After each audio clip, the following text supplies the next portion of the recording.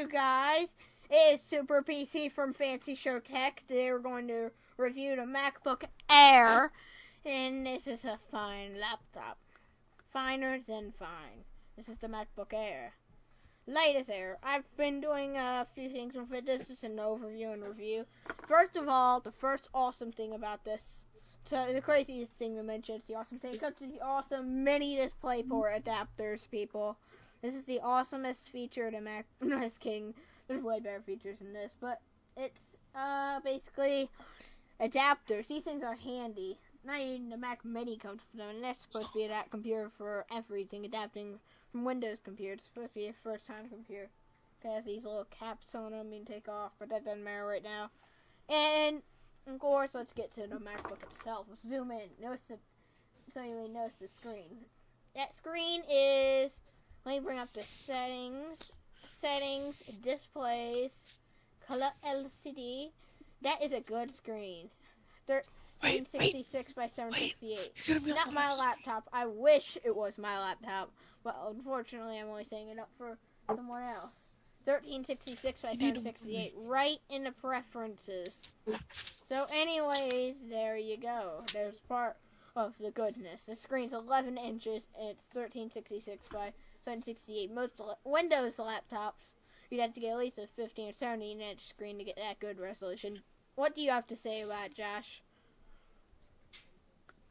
The MacBook Air is a great laptop. It's one of the thinnest in the world, and well, there's not much to say about it. It's a laptop. It's the thinnest, but it doesn't have the greatest performance as normal laptops would. This is pretty much Apple's version of a netbook. Oh yeah, definitely. But it has a better processor than most netbooks. Intel Atom. I mean, not Atom. It's Apple, so they're gonna have a better processor. Yeah, they're gonna have better features. It's 1.4 gigahertz Core 2 Duo. That's what I have up right now. 4 gigabytes of RAM. You don't find that in most netbooks now, do you? And of course, blah blah blah blah. We don't need to look at that too long. Zoom that out. Now I'll close that out. Notice. It's a free Comcast laptop. Look at that side. That is awesome side. Things like a piece of beauty. But I'd rather have the MacBook Pro if I was going to go for the laptop. Only because of its power. It also has portability. And actually, I'm starting to get used to and like this design. But the MacBook Air also has a somewhat better design in some aspects of it. But they all do have the same. One of the other features that's a really good feature you find on Apple laptops, MagSafe power adapter. Wouldn't the Mac a Super PC? Yeah. Wouldn't the MacBook Air get overheat faster though than the Pro since it's so small? I've been to the Apple store before, and I've felt the laptop, and it feels kind of hot. I'm guessing it's because it doesn't have as much good ventilation because of its size and all. Well, I wouldn't be surprised, but this one's not hot at all. But, of course, they keep those ones on all day long, you know. They're in the store all day long. People are using them, doing stuff on them like let's open up iMovie. They're probably doing some iMovie editing, trying to try it out, you know. And that takes a lot of power, especially on a small laptop like this. That'll do other things. And something like Hey, this, Super PC. Yeah, Jerb. Exactly how thin is it? Very. Thinnest laptop in the world. It is, Is that an advantage or a disadvantage in your opinion? It is a advantage. Except for it makes finding the processors, like, you have to only select a few processors because they're very small and it has to use certain technologies. And you don't get the CD drive, but you do get USB port. No Ethernet though, only Wi-Fi sadly. But then again, it's a good thing for portable people. Another question. How easy is it breakable? Because considering that it's really thin, if you drop it, wouldn't it break really easily? Well, you want me to test that right now? Because I'm not sure. No, you don't want me to break a new MacBook Air. Here's the thinness of it. Wait, hold on. Never mind. I think just kidding. That's just the screen size. Hold on.